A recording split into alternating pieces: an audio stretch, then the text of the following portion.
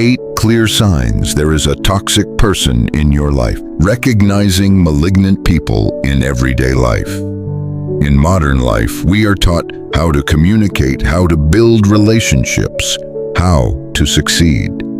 But few of us are ever taught one critical life skill: the ability to recognize harmful people. Not those who simply make mistakes, but those whose presence is subtly, persistently toxic, people who erode your peace under the disguise of friendliness. A malicious person rarely reveals themselves with a sinister glare or a hostile voice. More often, they are someone you once trusted, a colleague you admired, or even a family member. They don't destroy you with one blow, but through quiet daily words that seep into your mind, causing you to doubt yourself, lose energy, abandon your ideals, and even question your worth. This isn't paranoia, it's necessary awareness. In today's complex society where relationships overlap and social language is polished to the point of artifice, the ability to recognize toxic individuals becomes a kind of psychological immune system. Without it, you may find yourself entangled in relationships, disguised as friendship, love, or support, yet in truth, they are shackles that keep your spirit from growing, your potential from unfolding. Evil doesn't always look like cruelty in every moment. Sometimes it looks like affection at just the right time, just long enough to disarm you. Malignant people know when to pretend to care and when to attack with silence or subtle cruelty. They make you ask yourself, am I just being too sensitive? Did I misunderstand? Maybe I'm the one at fault. That is the essence of psychological manipulation. And the moment you begin to doubt your own perception, they've already started to win. Malignant people don't show up with warning labels. They manifest through behavioral patterns. They never say, I want to control you, but you'll feel guilty anytime you do something just for yourself. They'll never say, I envy you, but you'll see the cold flicker in their eyes when something good happens to you. They won't say, I want you to fail, but you'll feel their apathy, indifference, or thinly veiled sarcasm when you share a dream. They don't push you off the ledge. They just don't reach out when you're about to fall. That is why, if you want to live a life of true meaning, free in thought, strong in will, and honest with yourself, you must begin by learning how to recognize such people. Not to retaliate, not to expose them, but so you know whom to keep and whom to release from the circle of your life. Your freedom begins with that clarity. Sign 2. Mistreating those who offer no benefit. One of the simplest yet most powerful tests of a person's character is observing how they treat those who can offer them nothing in return. This could be a restaurant server, a security guard, a late delivery driver, or someone less fortunate asking for help on the street. Anyone can be polite when they want something. Anyone can pretend to be kind when seeking approval, or when they know they're being watched. But true character reveals itself in the absence of advantage, when there is no audience, no benefit, no reward. Malignant individuals often expose their true nature through contempt, disrespect, or even cruelty toward the powerless. They may smile at you, speak gently to those of higher status, but speak with disdain or dismissiveness to those they see as beneath them. The root of this behavior lies not in how they view others, but in what they believe deep inside, that people only deserve kindness when they are useful. This isn't a minor flaw in manners. It is a deep expression of calculated thinking, emotional coldness, and disregard for human dignity. Pay attention to the small details in how someone lives. Do they thank the person who clears the table after their meal? And do they look service staff in the eye or merely issue commands? How do they react when denied something or when displeased?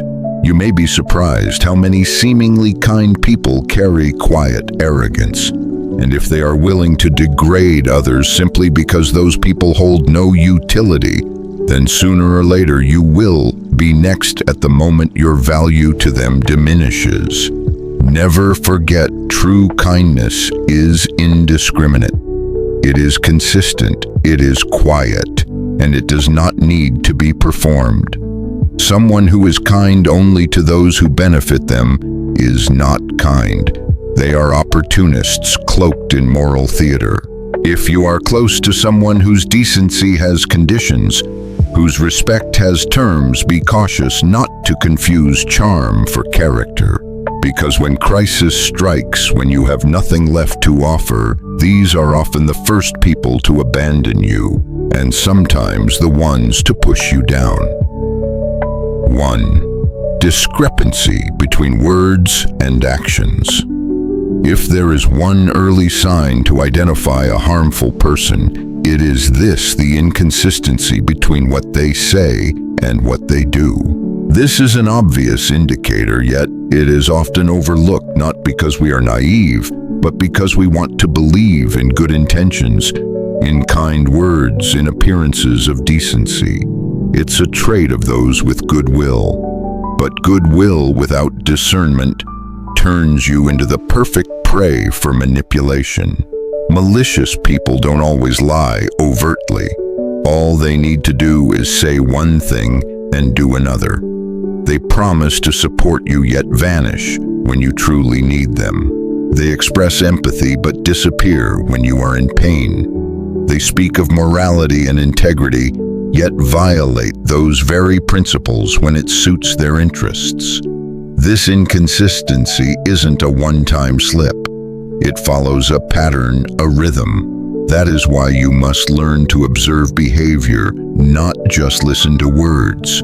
Someone might say they always have your back, but if their actions make you feel disregarded, neglected, or subtly competed with, then you must trust that feeling.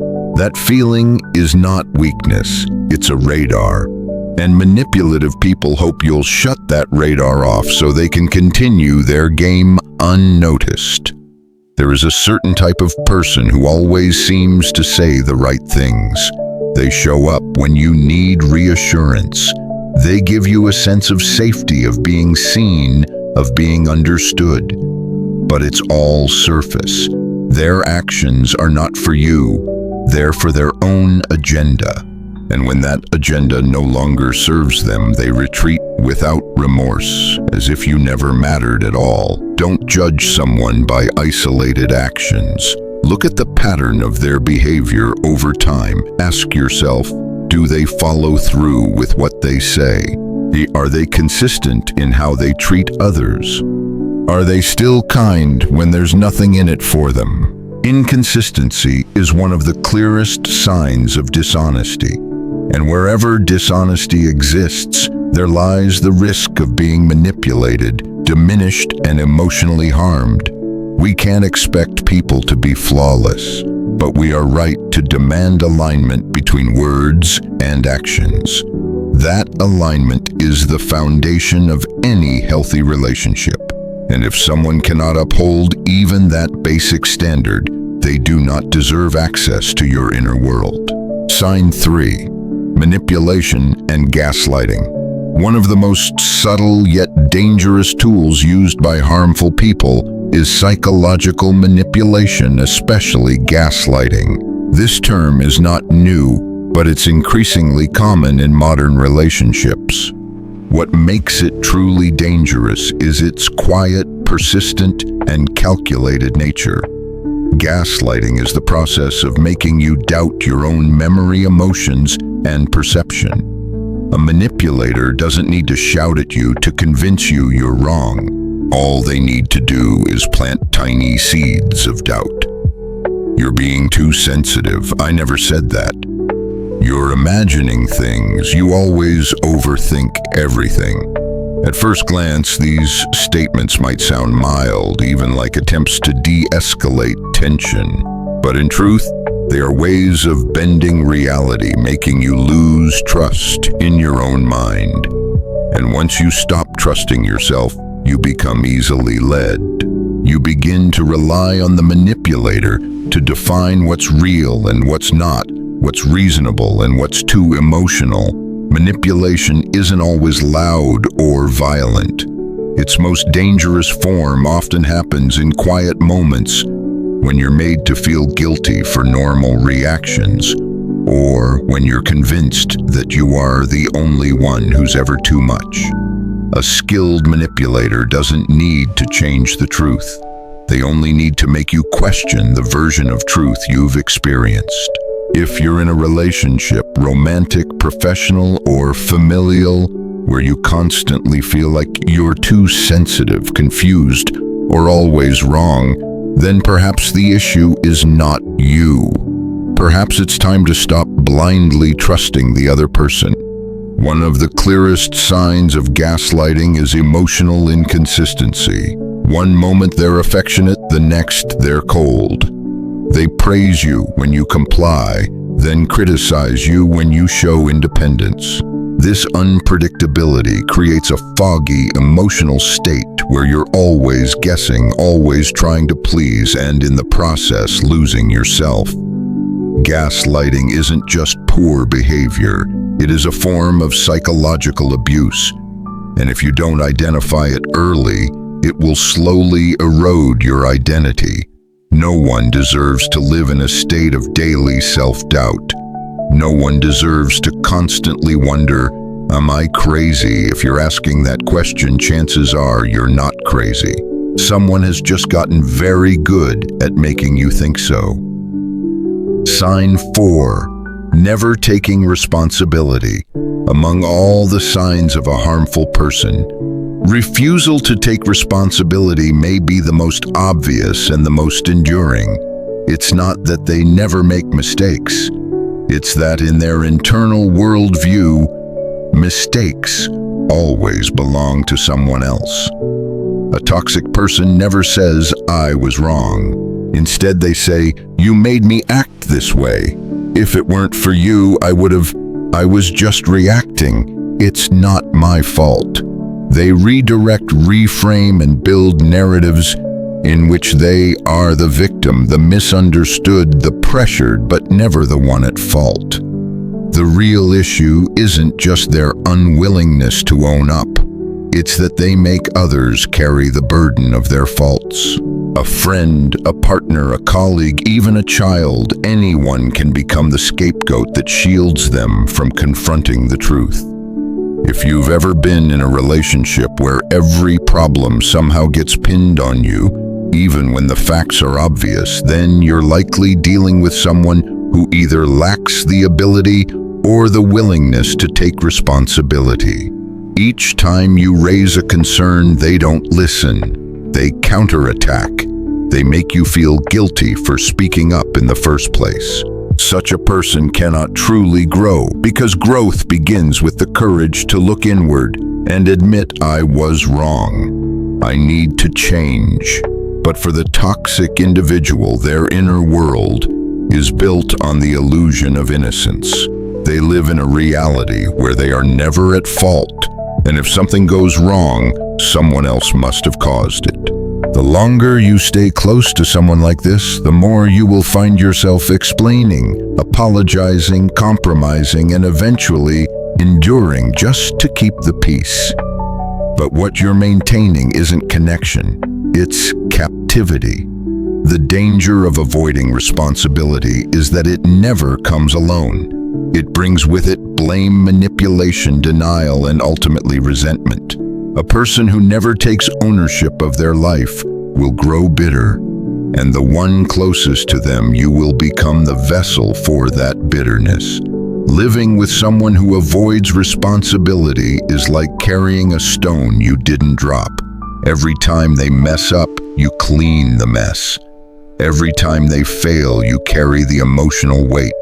Every time they suffer, you get dragged down with them. And then much later, you realize you've been living their life instead of your own. Sign number 5, hidden envy and silent resentment. There is a form of emotional poison that spreads quietly, yet destroys deeply. It is hidden envy and unspoken resentment.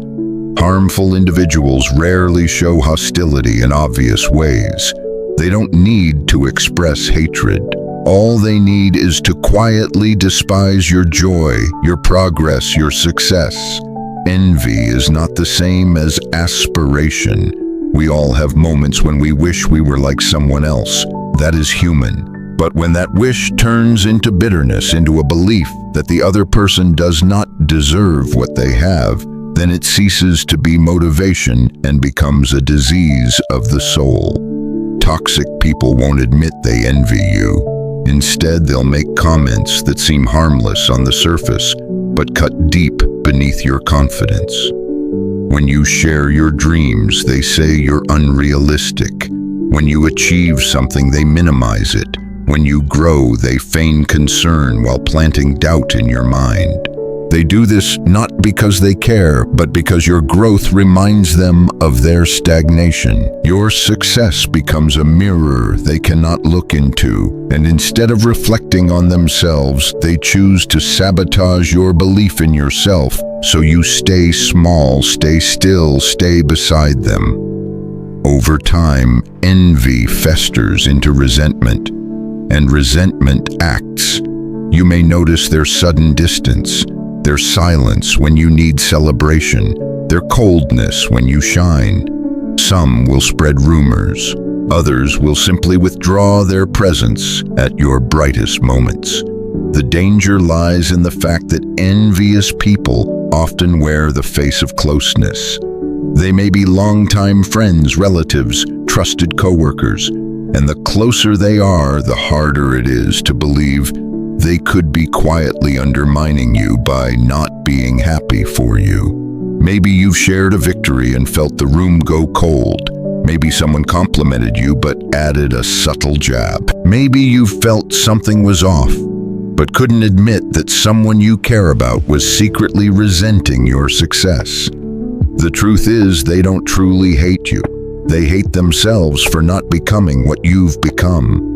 But instead of fixing that, they try to bring you back down. Envy is not a crime, but envy left unchecked, unhealed, and untransformed becomes a form of emotional destruction. And you are under no obligation to dim your light just to keep someone else comfortable in the shadows. 7. Sign number 6. Lack of empathy. Among all the toxic behaviors one person can inflict on another, there is one silent but dangerous root cause a lack of empathy.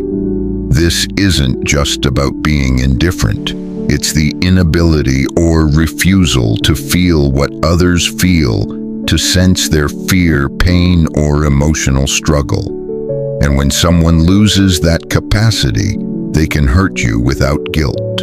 A person who lacks empathy doesn't need to show outright cruelty. They can speak heartless words in a calm tone. They may laugh while you cry. They might do something deeply hurtful and then dismiss you as being too sensitive. What's truly unsettling is that they don't see a problem with what they've done, because in their inner world, other people's emotions carry no real weight. They don't just ignore pain, they exploit it. When you're vulnerable, they won't comfort you. Instead, they use that vulnerability to control you, to make you feel weak, at fault, or even ashamed for being hurt. And if you try to defend yourself, they'll accuse you of overreacting or misinterpreting their intentions. This is how they manipulate you, not with power, but with emotional invalidation.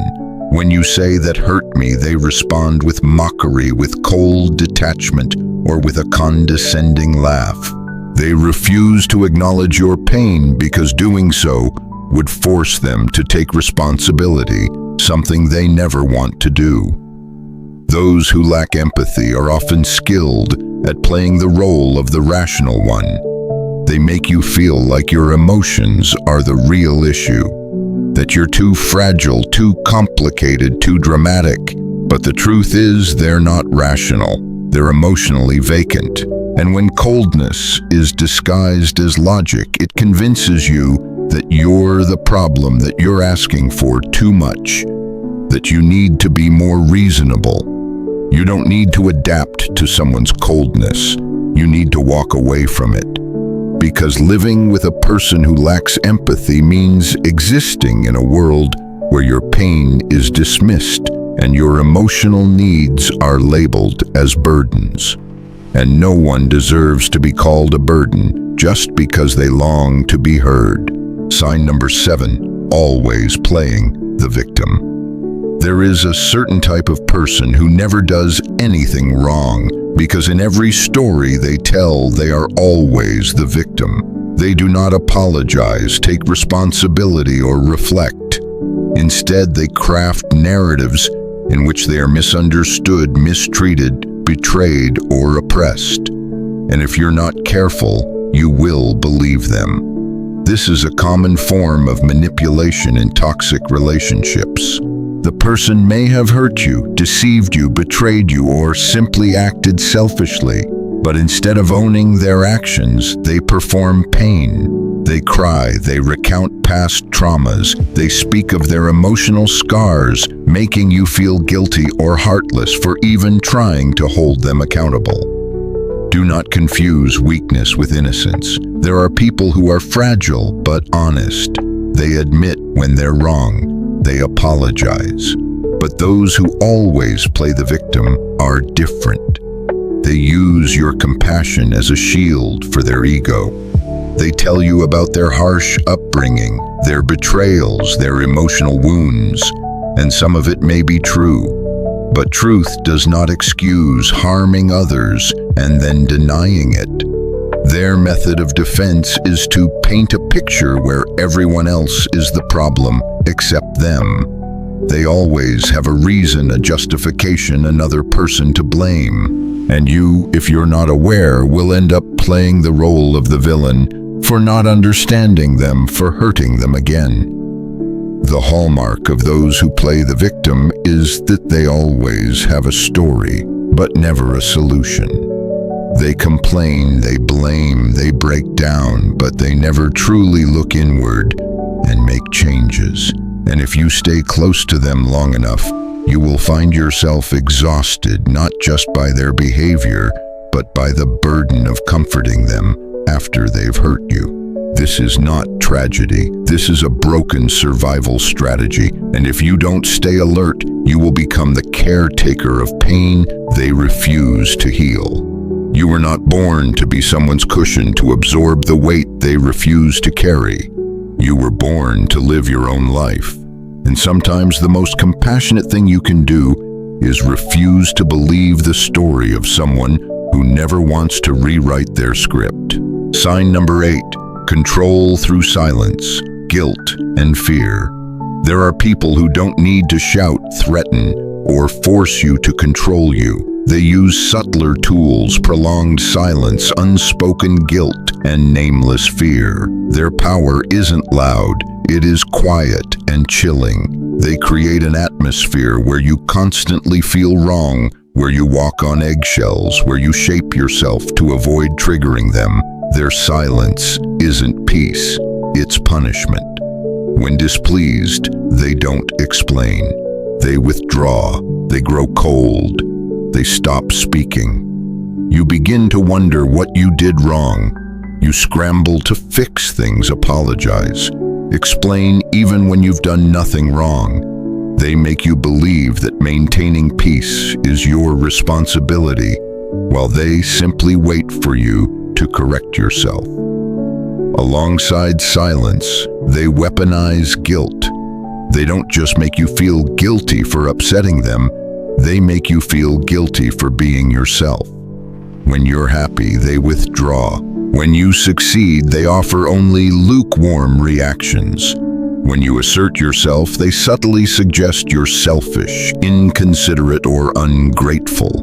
Bit by bit, you lose your freedom. You begin to self-censor. You watch your words, modify your tone, sacrifice your joy not out of respect, but out of fear. That's when you stop being yourself. You become a version that is acceptable to them. True control doesn't always come through force. Sometimes real power lies in making someone feel like they must limit themselves. And toxic people know the well. They don't issue commands. They simply make you feel like you'll lose affection, support, or acceptance if you don't behave the way they want. That isn't love. It's manipulation. That's not silent maturity. It's emotional punishment, and that isn't a healthy relationship. It's a psychological prison where you keep the door locked, yourself out of fear of hurting someone else while they hurt you every day. Remember, if a relationship makes you afraid of being wrong, afraid of being abandoned, or afraid of being yourself, it is not love. It is control, and you have every right to walk away. No one is born to live in fear of rejection or coldness just for being who they are. The aftermath of a toxic relationship. Leaving a toxic relationship is not simply an act of walking away. It is a long and layered process of recovery. Because before you ever left physically, you were already invaded mentally, eroded emotionally, and often disoriented in your sense of identity. Toxic individuals don't just break your trust, they make you doubt yourself. And when you doubt yourself long enough, you lose touch with what's real, your real feelings, your real needs, your real boundaries. You learn to endure instead of respond. You learn to stay silent instead of ask questions. You learn to please instead of live authentically. The consequences are not always obvious. They might show up in late-night emptiness that you can't explain, in new relationships where closeness feels like a threat, at work where your confidence has quietly faded. But most dangerously, it shows up in how you treat yourself with harshness, judgment, and a lack of compassion for your own pain. Toxic people don't just steal your time, they steal the version of you that once believed in yourself. They turn you from someone with dreams, light, and confidence into someone cautious, withdrawn, self-editing. And the heartbreaking part is you don't even notice it happening until it's already too far gone. Not every wound is visible. Some come from silence, from cold stares, from passive control, from words that sound soft but carry poison. These create injuries that are subtle but deep psychological scars. You are not weak for being hurt by someone like this. You are human, and humans need to acknowledge first to themselves that they were deceived, wounded, and now require healing. The first step in that healing process is to face the damage, not to blame yourself, but to understand why it's time to begin again from a place of truth and gentleness with yourself. The quiet signs of healing. Healing is not a moment, it is a process. And in that process, change often arrives quietly, subtly, so much so that you might not even notice you're getting better. But in truth, every small step you take, every emotion you face, every time you choose to protect yourself instead of pleasing others, each of those is a powerful sign of inner healing. You may still feel tired. You may still hesitate when entering new relationships. You may still have evenings filled with unexplained sadness. But if you've started to say no without feeling like a bad person, recognize manipulative behaviors and walk away. Set boundaries without guilt. Value silence over false reassurance. Feel peace in solitude, not just loneliness. Then you are healing. Healing doesn't make noise. It doesn't show up as a dramatic transformation. It arrives as a new gentleness with yourself, as a faint light flickering again where darkness had settled. It shows in how you stop overextending yourself. Stop chasing validation from those who don't deserve it, and start listening to your own inner voice with more respect. Healing doesn't mean the pain is gone. It means the pain no longer controls you. It means you can remember, reflect, and move forward without losing your trust in who you are. And most importantly, you begin to understand that living authentically might cause some people to walk away, but that loss no longer terrifies you, because you've come to value your peace and you no longer wish to trade it for the comfort of people who were never meant to stay. Rebuilding self-trust and personal value. When you leave a toxic relationship, the greatest loss is not time or opportunity. It is trust in others, in the world, and most deeply in yourself. Toxic people make you believe you're not enough, that your emotions are wrong, that you're too much, too fragile, too unstable. And if you hear that long enough, you begin to believe there is something fundamentally broken inside you. Self-trust, the foundation of every healthy action, erodes slowly, piece by piece.